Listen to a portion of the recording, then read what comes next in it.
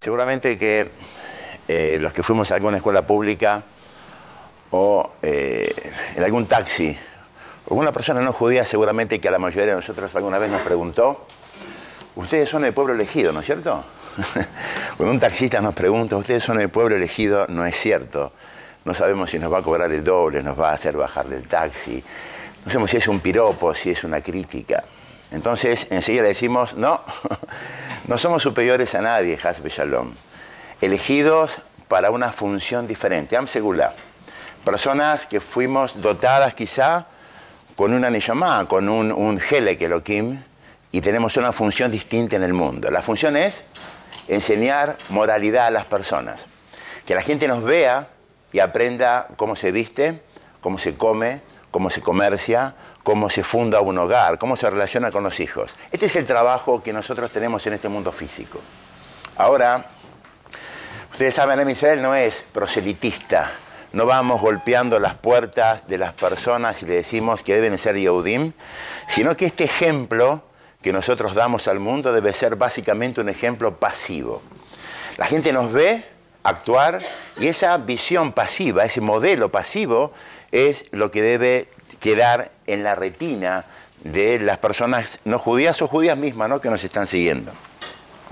Dicen Hazal, los Balej que escriben mucho sobre este tema, que es el tema que ahora me pidió que intente desarrollar en el tiempo que tenemos, que así como nosotros somos modelos para la gente de las puertas para afuera, Borei Olam puso en las cuatro paredes de nuestras casas Neshamot, almas puras, para que nosotros seamos modelos para ellos también. O sea que el trabajo de los papás sería que en el tiempo que estas criaturas caminan por estas cuatro paredes, terminen transformándose en personas, viendo cómo nosotros actuamos, cómo nosotros hablamos y cuál es la escala de valores que nosotros tenemos.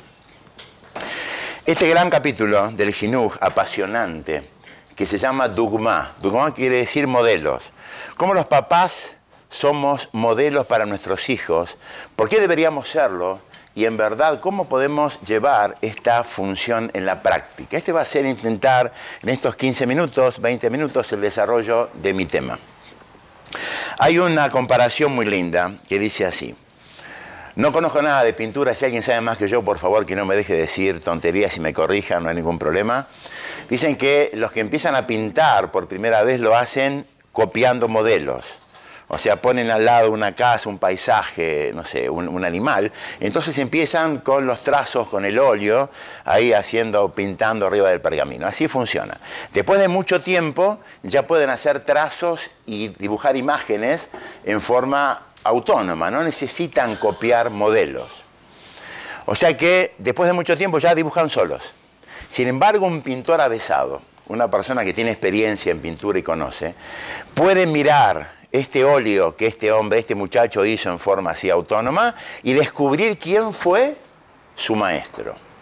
Puede decirle: esta forma de pintar, yo conozco esto, yo sé mucho de pintura. Vos estuviste estudiando con tal y cual y te capacitaste en tal, cual y cual lugar.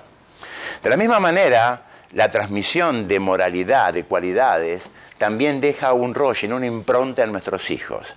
Entonces, cuando ven a nuestros hijos, es muy común que la gente diga: tenés la misma forma de caminar de tu papá y la misma dulzura de tu mamá y la manera de hablar de tus padres. Yo viéndote a vos me haces recordar a tus padres.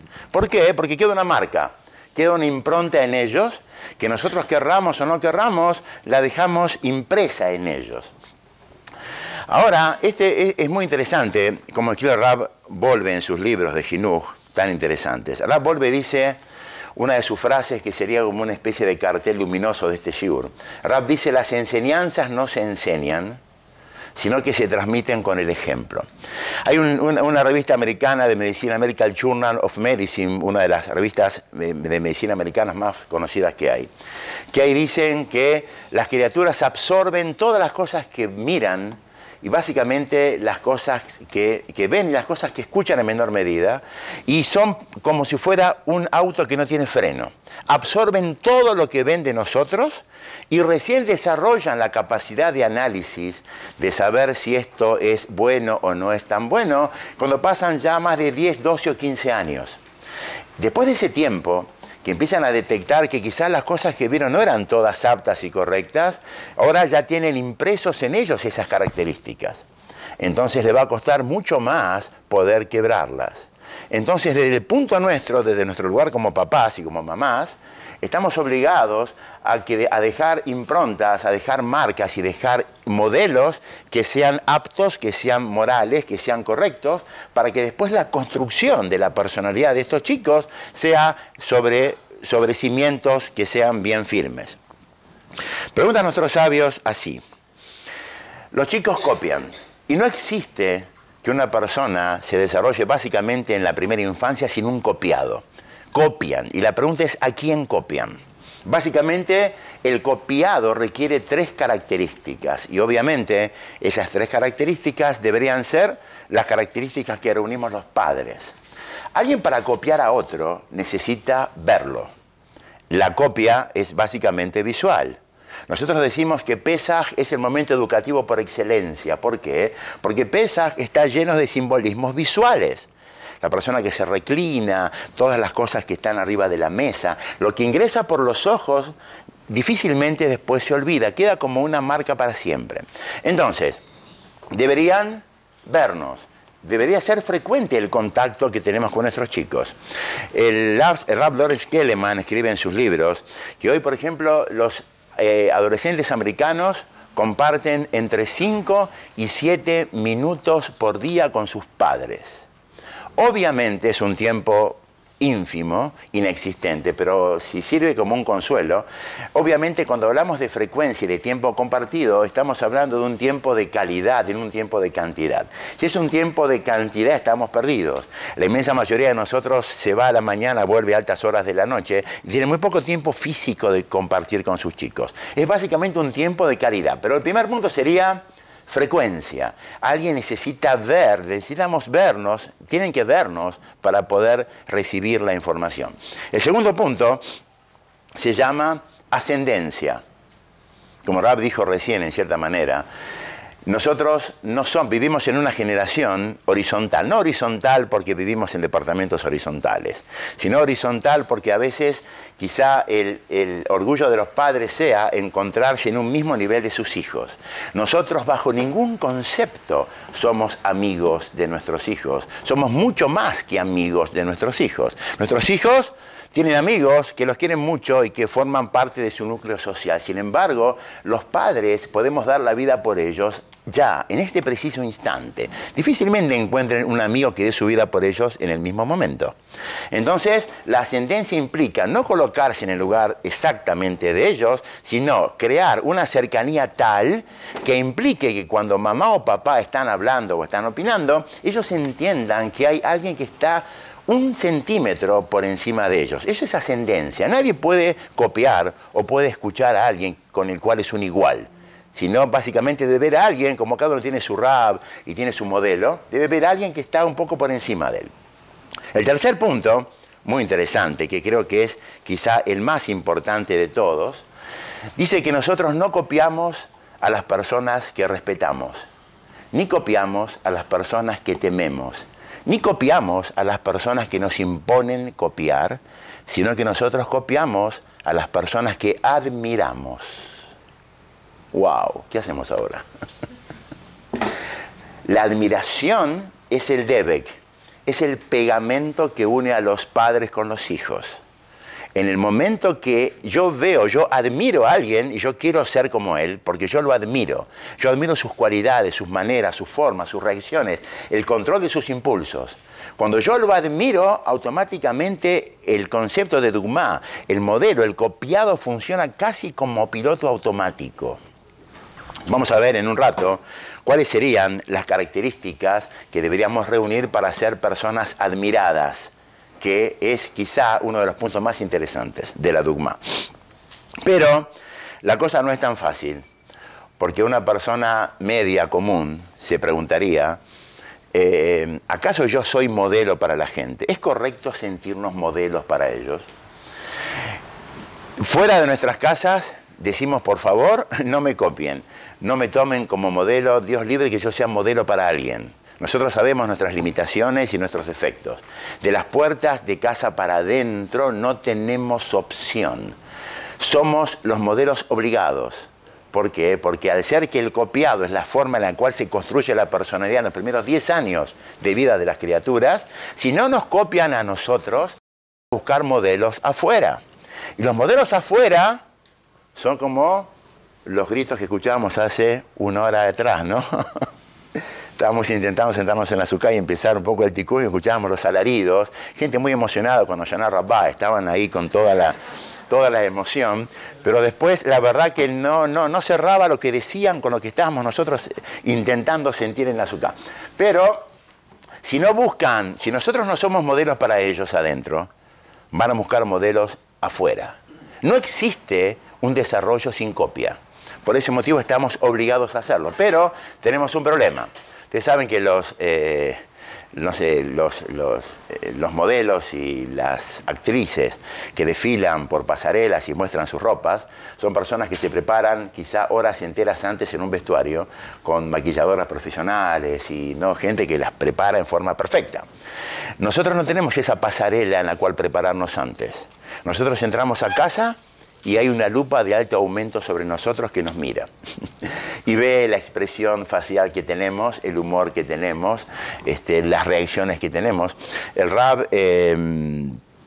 Rabba Víctor Miller, Seher Tzaddik Libraja, escribe que cuando una persona llega a su casa y ve el cartel que nosotros ponemos, Mishpahat Kohen, Mishpahat Mizrahi, Mishpahat, que ponemos el cartelito en la puerta, debe sentir que este cartel lo hace responsable por las cosas que pasan dentro de su casa. Y cuando pone la mano en el picaporte para girarlo y para entrar, debe sentir que debe obligarse a pensar que va a evaluar cada situación que ocurra adentro antes de reaccionar. O sea que yo pongo la mano en el picaporte y digo, vea lo que vea, pase lo que pase, me obligo a pensar antes 5 segundos antes de reaccionar. O sea que esta situación hace de que nosotros somos totalmente responsables por las cosas que pasan adentro.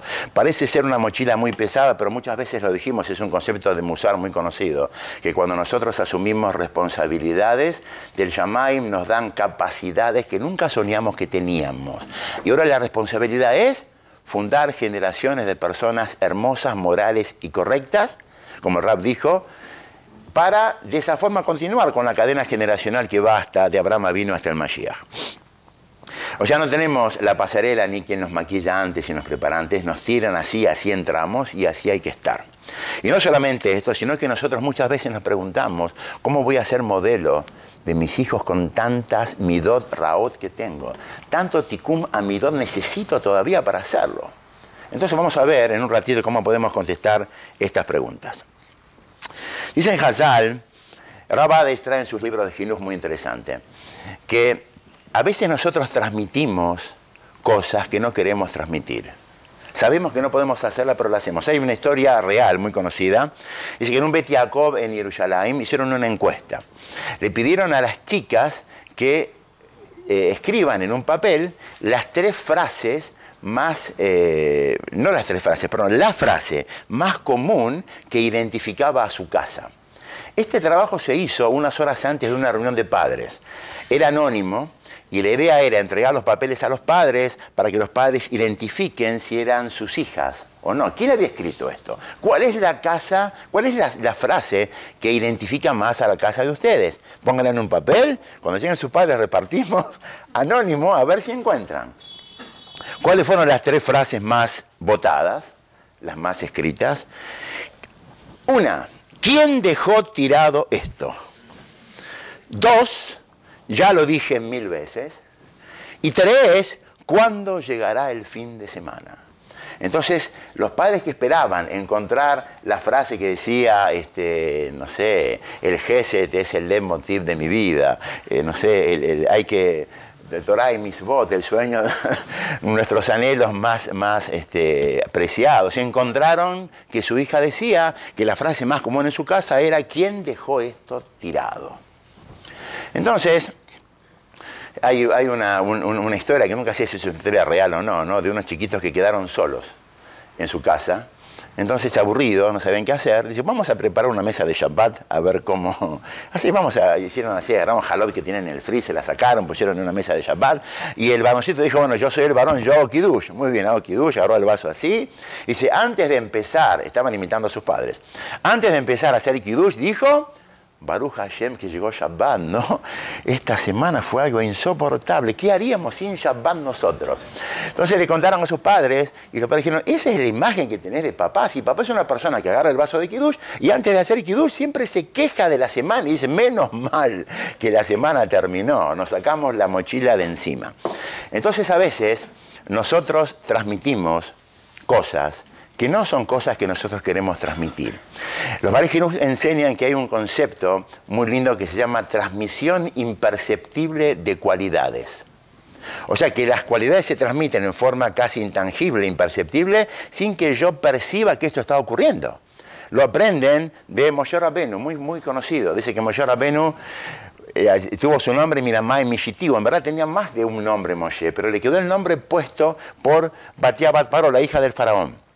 ¿Por qué le puso ese nombre? Dice, mi mamá es Mishitivo, la sacaron del agua, lo salvaron, quedó con este nombre. Dice, pero Moshe Rabenu fue la persona que más alto llegó en la escala espiritual en Israel.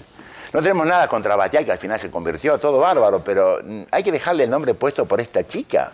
No hay otro nombre para ponerle a Moshe, tenía muchos nombres Moshe. ¿Por qué quedó Moshe? Dice que Moshe tenía una característica. La característica era la entrega por las personas. Al punto tal que en Perashat Tetzaveh no aparece su nombre, porque Moshe dijo, si vas a borrar a ellos del mapa, también Mejele Misifreja, borrame a mí de tu libro, no quiero estar. ¿De quién aprendió Moshe Rabenu esta capacidad de entregarse por la gente al punto tal de dar la vida por ellos? Dice, de Batia Bat Paró, como ella extendió la mano y se expuso en riesgo de muerte, porque el faraón era un sádico que iba a matar a todas aquellas personas que sacaran a las criaturas del río. Y expuso su vida por esta criatura. Esta criatura se impregnó de esta entrega increíble. Dice, pero no puede ser esto porque Moshe tenía 9 meses cuando estaba flotando en esa canastita. 6 meses, fue 6 mesino, 3 meses lo escondieron. Al 9º mes no hubo cómo esconderlo más y lo tiraron al agua. ¿Cómo un chico con 9 meses percibe? Sí, un chico con 9 meses percibe. Hay una transmisión imperceptible de midot, de cualidades, que es independiente del del raciocinio de las personas. Uno ingresa a una casa y no hace falta que las personas hablen, escuchen. Uno ya respira ahí adentro y uno sabe dónde está. ¿Qué es esto? Dice el Rambam, esto es parecido a la sensación que existía en el Bet HaMikdash. Mitzvah de aliar a la regla 3 veces por año. Pesach, Shavuot y Sukkot, porque uno llega ahí, entra ahí, y ahí adentro siente una paz, una sensación que es prácticamente indescriptible. Las casas nuestras son Mishkan Me'at, son como un Bet HaMikdash en miniatura, y cuando nosotros tenemos estas cualidades o trabajamos por estas cualidades, no hace falta explicarlas o verbalizarlas, sino que estas mismas cualidades se impregnan en los chicos que caminan ahí adentro. Ahora bien, dijimos que el vehículo para el copiado es el más difícil, que es la admiración. ¿Cómo logramos ser personas admiradas? Encontré muy interesante, de Rabades trae 4 condiciones muy interesantes. Dice así, la primera condición se llama predecibilidad, estabilidad emocional. No hay nada más admirado que una persona que normalmente es estable anímicamente. Todos somos personas, nos pasan cosas, pero deberíamos de cada 10 veces, 8, tener un estado anímico estable. O sea, cuando nosotros entramos a casa, las personas que están ahí adentro deberían percibir en 8 de cada 10 cómo normalmente nosotros entraríamos ahí. Y él dice algo muy interesante, dice así, nombra al Sfat Emet, que lo aprende de la Perashá Miketz. La Perashá Miketz nos cuenta a nosotros que el decreto que hubo sobre Misraim, de los 7 años de abundancia y 7 años de carencia, 7 años de hambre.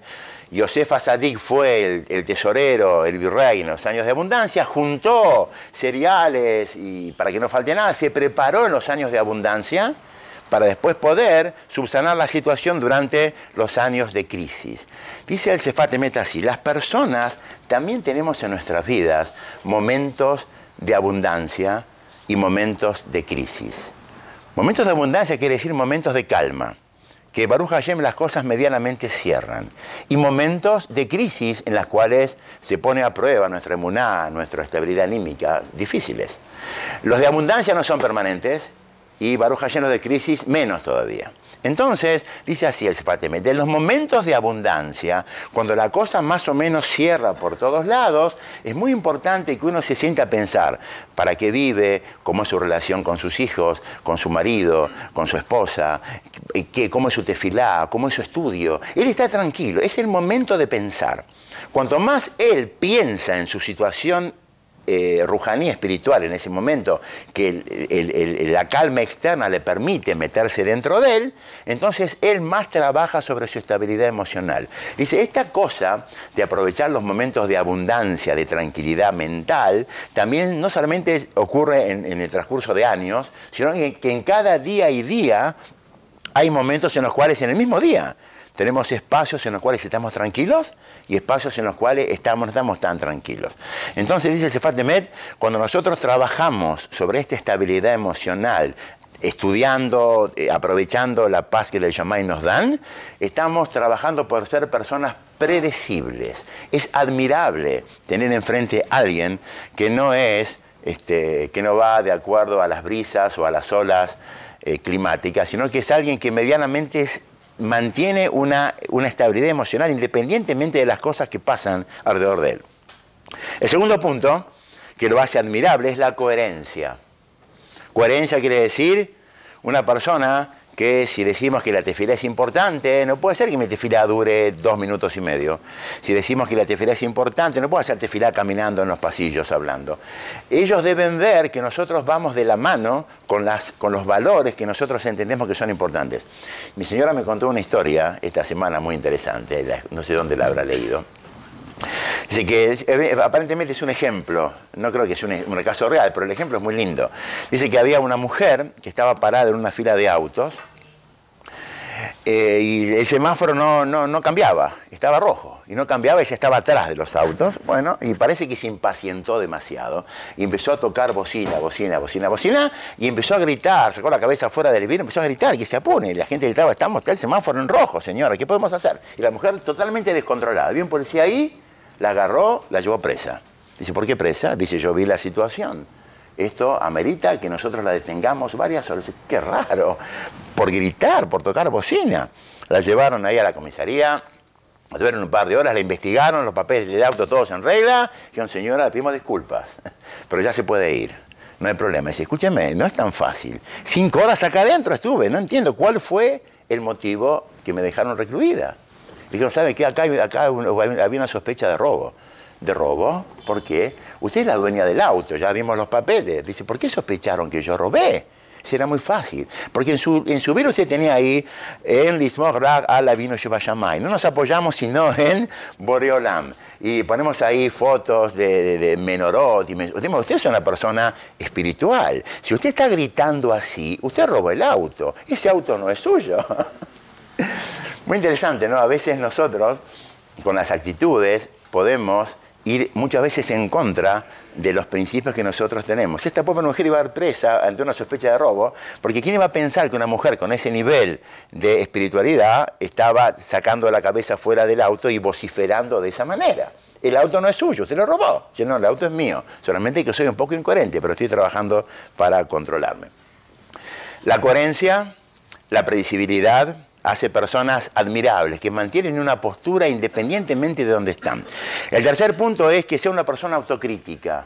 O sea, cuando nos equivocamos, le decimos, Mejilá, papá se equivocó. Muchas veces la gente pregunta si los padres debemos disculparnos con nuestros hijos. No hay nada más hermoso que aceptar errores. Y es más, no solamente que debemos hacerlo, sino que al hacerlo estamos enseñando el modelo, el ejemplo a ellos, para que ellos también se disculpen cuando sienten que están en infracción. O sea, es una dogma. Y el último punto se llama, dice Rabades, amor incondicional. Todos preguntan, ¿hace falta decir a los padres que ejerzan un amor incondicional por sus hijos?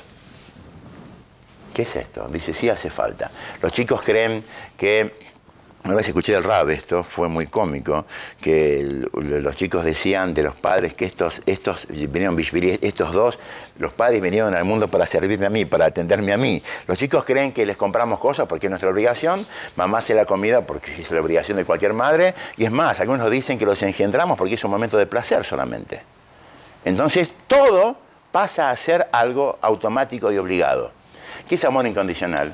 Amor incondicional quiere decir no el amor que nosotros sentimos, sino la demostración real de lo que nosotros hacemos. Un amor que va por encima de los resultados, un amor que va por encima de los logros o de los beneficios o de las alegrías que ellos nos traen. Un amor que está por encima de todo. Ahora tenemos a alguien que es predecible emocionalmente, estable, es coherente con su forma de vida, es una persona que acepta sus errores y encima muestra un cariño incondicional. Esta persona es admirada profundamente. Cuando nosotros admiramos a alguien, automáticamente lo copiamos.